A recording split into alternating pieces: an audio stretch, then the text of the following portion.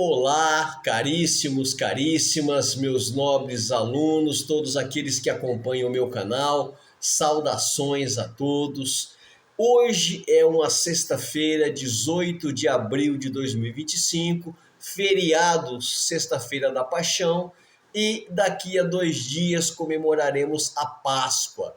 E é sobre isso que eu irei falar brevemente. Nós iremos abordar e percorrer aqui sobre um pouquinho da história que levou à comemoração e ao surgimento da Páscoa.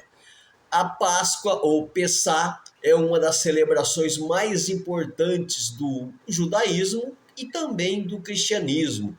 Ela teve origem lá no Egito, quando o personagem bíblico José, filho de Jacó, foi vendido pelos próprios irmãos a uma caravana de ismaelita, que eram comerciantes ali da época, que faziam longas viagens comprando e vendendo, ou seja, fazendo comércio entre diversos povos da época.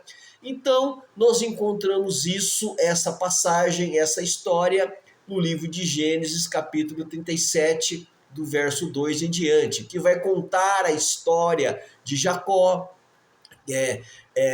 Abraão, Isaac, Jacó, que é um dos patriarcas ali da nação de Israel, Jacó, que teve o seu nome mudado depois, num certo momento da sua vida, para Israel. Jacó, então, teve o nome mudado para Israel, que deu origem ao nome da nação de Israel. Jacó era pai de vários filhos, o último deles era José, que era o caçula, era o preferido do pai, aquele que o pai tinha mais apego, e o pai o tratava de maneira especial, a ponto de ter feito uma túnica para ele, uma túnica de mangas, e isso causou o ciúme dos demais irmãos.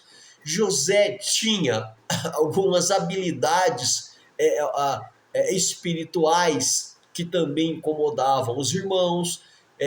No capítulo 37, no verso 5, José vai ter um sonho, e ao relatar isso aos irmãos, os irmãos passam a odiar ainda mais. O sonho vai narrar que estavam trabalhando José e os seus irmãos amarrando feixes à colheita no campo, e o feixe de José se ergue e o dos irmãos se curvam diante dele. Depois José teve um outro sonho, onde ele viu ali o sol, a lua e 11 estrelas se prostrando diante dele, o que levou os irmãos a odiá-lo, e o próprio pai Jacó o repreendeu por isso, porque ao decifrar o sonho, Jacó então entendeu que ele mesmo, a sua esposa e os 11 irmãos de José iriam se curvar diante dele. Só que até então tudo isso estava em mistério. As pessoas analisavam ali José e seus sonhos, mas não conseguiam chegar a uma conclusão sobre o que aquilo queria dizer. Então os irmãos de José ali estão no campo trabalhando, e Jacó o envia para que José fosse visitar os irmãos e trazer notícias dos irmãos para o pai. Então os irmãos ali estão apacentando o rebanho, e de longe eles veem José se aproximando. Então eles decidem ali, confabulam e pegam José e o jogam em um poço sem água para morrer à míngua ali. Depois inventariam uma desculpa para o pai. Só que nesse momento surge ali uma caravana de ismaelitas. Ismaelitas eram pessoas que ficavam viajando de um lugar para o outro, ou grande distância, a fim de fazer comércio e ganhar dinheiro. Então os irmãos de José veem ali a caravana ismaelita, vende o irmão para os ismaelitas, que o levam embora e o vendem lá no Egito. Os irmãos então pegam a túnica que José usava, matam um animal e misturam ali o sangue do animal na túnica, para depois dizerem ao pai de José que um animal havia matado José. Então José, no livro de Gênesis, capítulo 39, 1 e 2, vai começar a contar a saga de José, que foi ali levado para o Egito e foi vendido para Potifar, que era um ministro, era um mordomo de Faraó. E Potifar vê em José algo diferente. Tudo que José fazia, ele prosperava. Tudo que José fazia, fazia bem feito, a ponto de Potifar o colocar como mordomo de sua casa. Nisso, a mulher de Potifar, vendo José, aquele jovem bonito, quis ter uma relação sexual com ele, o que José se recusa. E ela então pega a túnica de José e apresenta ao marido Potifar e vai dizer que José o tentou à força a ter uma relação com ela, o que é mentira. E Potifar então manda prender José, que mesmo na prisão, José continua sendo abençoado por Deus. Mesmo na prisão, ele continua tendo o dom de revelar sonhos, que junto com ele estava preso o copeiro de Faraó e o padeiro de Faraó, que também tiveram sonhos, e José desvendou os sonhos. O que José falou que iria acontecer com o padeiro e com o copeiro de Faraó, aconteceu. Nisso, passado alguns anos, o próprio Faraó ele tem um sonho, e esse sonho o deixa intrigado. Era um sonho diferente que Faraó sabia que ele precisava descobrir o significado daquele sonho, mas ninguém tinha condições de desvendá-lo. Então, a Bíblia narra que em um determinado momento alguém chega a Faraó e fala sobre José, da sua habilidade para desvendar sonho.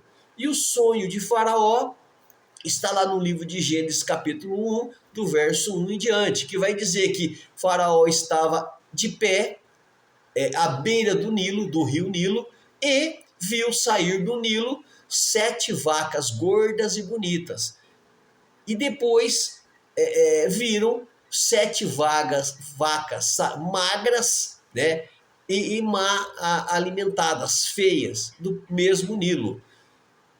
O Nilo é sabido de todos que é muito importante para a nação egípcia. Foi a partir do leito ali, das margens do Nilo, que surgiu a nação. Porque uma certa época do ano o rio se enche, quando o rio volta ao seu curso natural, a margem do Nilo se torna um lugar muito bom para produzir alimentos. Então, a nação do Egito nasceu ali às margens do Nilo, porque era um lugar fértil. E o faraó, então, teve o sonho ali de ver as vacas surgirem do Nilo, e as vacas gordas e as vacas magras.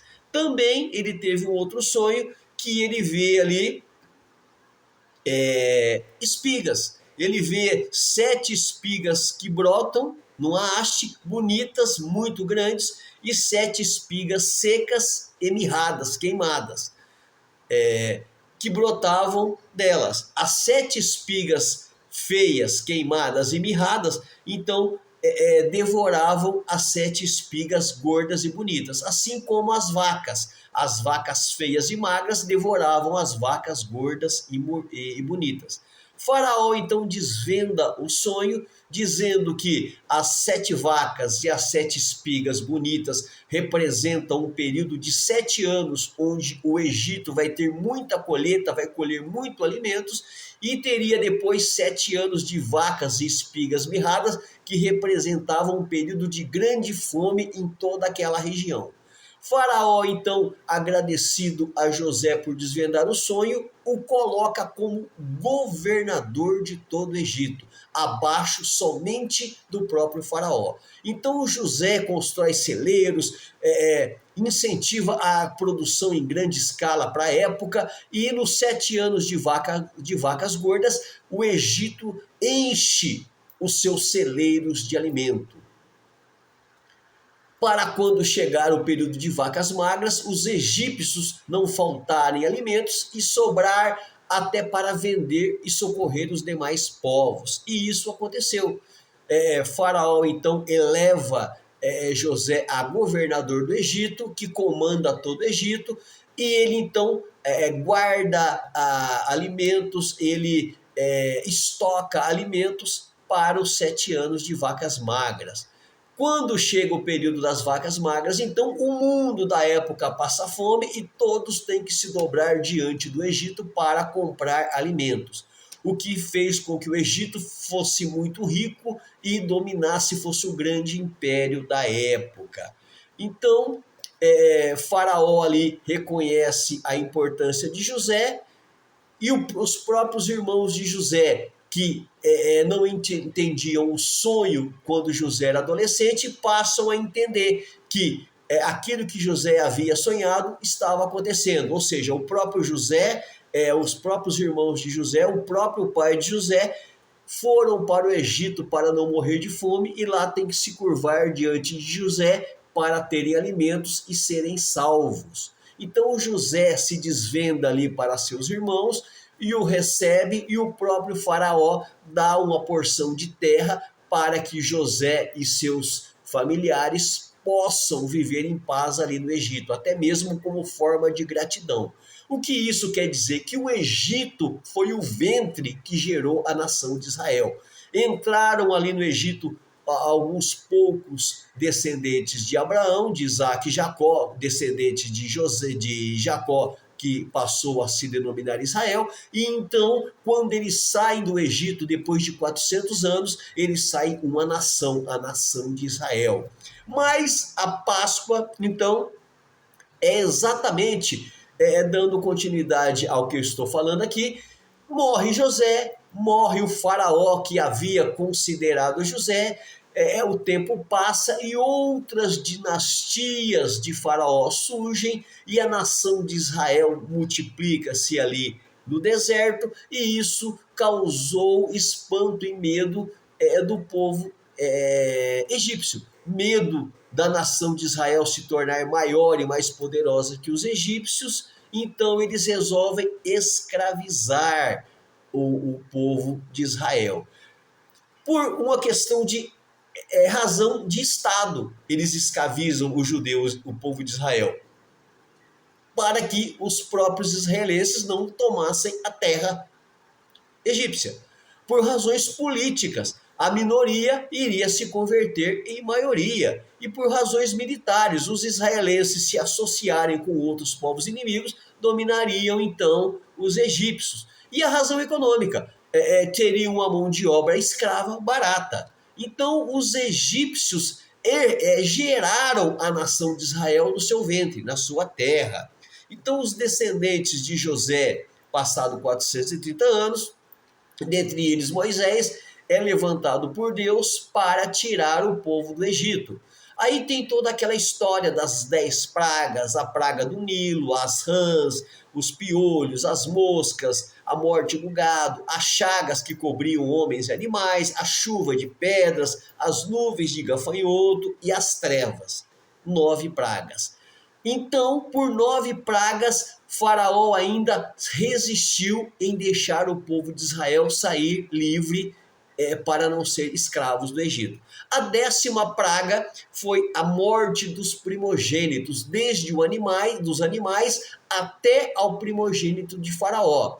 Então, o que aconteceu? Foi aí que Deus institui a Páscoa, o Pessá, exatamente na noite do dia da última praga, que é então a instituição para os judeus, os israelenses celebrarem a Páscoa no Egito como o último momento antes de saírem para a Terra Prometida. Então, aqui na Bíblia vai narrar que no livro de Êxodo vai falar sobre a saída exatamente do povo egípcio, do povo de Israel, do Egito, que então Deus institui para que eles façam a última refeição, matem o cordeiro, peguem o sangue do cordeiro e passe o sangue na verga da porta de cada casa, e à noite, em família, comam aquele cordeiro temperado com ervas amargas, que seria a última noite ali de escravidão no Egito. E nisso, Quem acreditou nessa palavra, nessa ordem de Moisés, sacrificou o cordeiro, passou o sangue do cordeiro na verga das portas, e na madrugada o anjo de Deus, o anjo ali da morte, passou pelo Egito e só poupou as casas que tinham o sangue do cordeiro na verga das portas. As demais famílias todas amanheceram com luto, morte desde o animal primogênito até o filho primogênito de Faraó. Isso despertou a ira de Faraó, então, e deixou o povo sair do Egito. Então a Páscoa é um ritual de passagem, é a última refeição feita no Egito para saírem rapidamente do Egito em rumo à terra prometida. Então a Páscoa, o Pessá, é uma saída, é um ritual de saída, de passagem, totalmente diferente daquilo que é comemorado hoje. É conhecido de todos que após os israelenses saírem do Egito, Faraó se arrepende e vai atrás, o mar se abre, toda a tropa do Egito morre afogada e Moisés lidera o povo em rumo à terra prometida. No entanto, a Páscoa, a comemoração da Páscoa hoje está totalmente desvirtualizada do seu significado. Hoje a Páscoa se tornou uma data comercial, uma data econômica, que não tem mais, não comemora o sentido da libertação da escravidão rumo à terra prometida, mas é uma passagem, é uma prática comercial, financeira, que não tem nada a ver com a comemoração ou com o sentido da Páscoa. A Páscoa hoje é comemorada com chocolate. A Páscoa original foi com o cordeiro, né, temperado com ervas amargas. E tem um simbolismo que hoje não se traz esse simbolismo. Hoje é uma festa mundana, é uma festa de bebida, é uma festa de prazer que não tem nada a ver com uma última refeição rumo à terra prometida. É correto comemorar a Páscoa? Sim, o próprio Jesus fez isso, os apóstolos de Jesus confirmaram essa celebração, os pais da igreja confirmaram. No entanto, essa comemoração teologicamente está desvirtualizada da realidade e do sentido da Páscoa.